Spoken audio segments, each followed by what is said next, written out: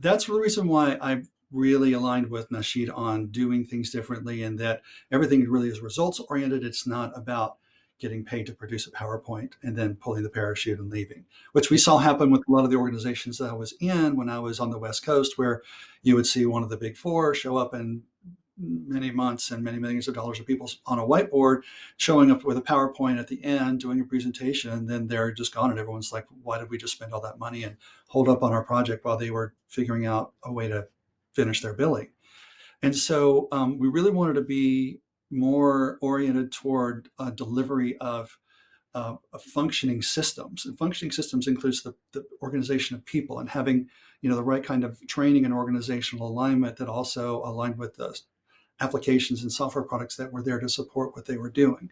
So it's this holistic view that it's about getting the organization or groups unstuck from whatever it was that was blocking them. Sometimes it's just a matter of we're just adding capacity. They already know what to do and they know how to do it, but they just need to have more people to support getting something done in a frame of time. And sometimes that's referred to as just being staff augmentation.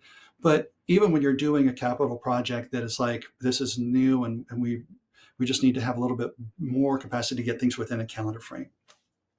The Mhm. other side of it is the training and the, I guess you could say, setting organizational expectations for, here's this new thing or this new process, or here's the way that the organization can now define this process as being, this is a canonical thing even before it was considered to be a workaround. So like it's a matter of defining what the I guess you could say the compliance or the standard operating procedures are within an organization. So sometimes it feels like you're really writing, white papers and instruction documents that actually model the way people are actually behaving, and just getting the agreement from the organization to say, "Yay, verily, this is the way we're doing business now." And it's as varied as, like, we had this to deal with a manufacturer of a pharmaceutical, and there were things going on in warehouse management and the laboratory management system. And the system itself just wasn't very well aligned to the way that they were actually trucking the product around in the warehouse, and therefore things were getting lost.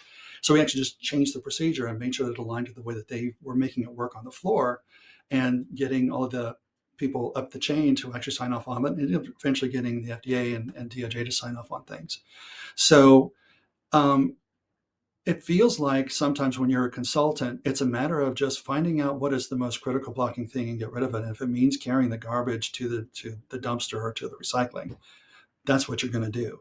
But if it means, solving a technical problem that no one else has the expertise to solve, and then figuring out a way for them to be able to maintain it after you've done that principal, work, then so much the better.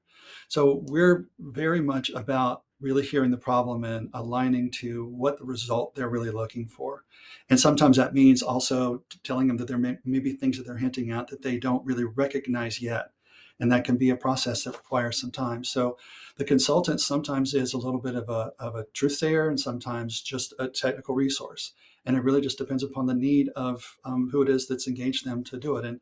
And I think one of the reasons why the big four shops have the reputation that they do is they tend to try to model whatever problem an organization presents them with into the way that they're known for doing things. And so Mhm. you just end up kind of building this other workaround for another workaround that is only there for as long as the consultants are in place. Mhm. So we really believe in actually hearing and aligning to what is really there on the ground and what will be there after we've disengaged, so that it can continue to survive and thrive after we've closed out the project and declared victory. And so we feel really good about the projects that we've done like that, and from that we have a lot of clients that have become long-term champions for us as well.